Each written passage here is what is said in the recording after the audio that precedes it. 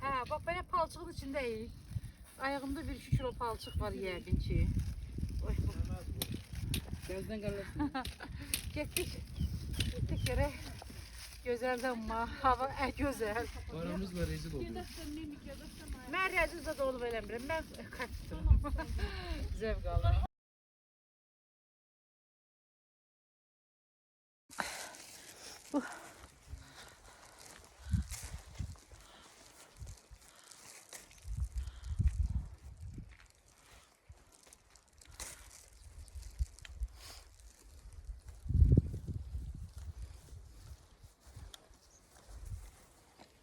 Yersin.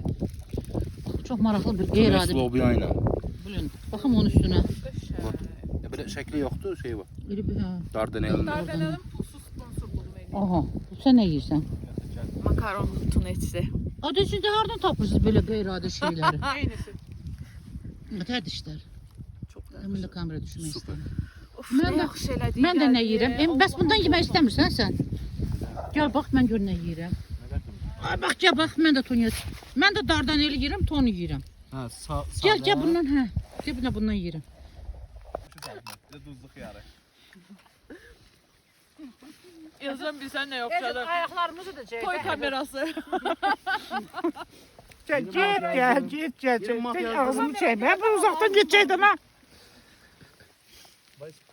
Geçəcək bir yarım saatdir. Sırada adaptır var. Yedik, içdik. Yolumuza devam edirik. Bak orada biraz yukarı orada yer gücü kendi var. Qubanın yer gücü. Yani Xaçmazın yok. Qubanın yer gücü. Burada terk edilmiş kəndli xarabalıqlar. Köçüblər Xaçmaza.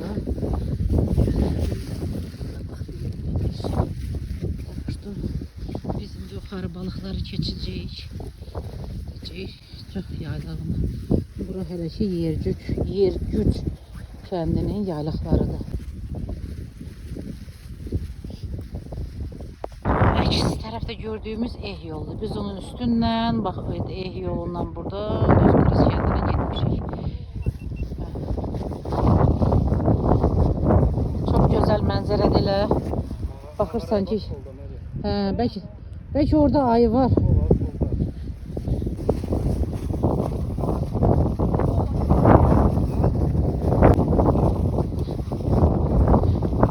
Ayı ola bilər, emin orada.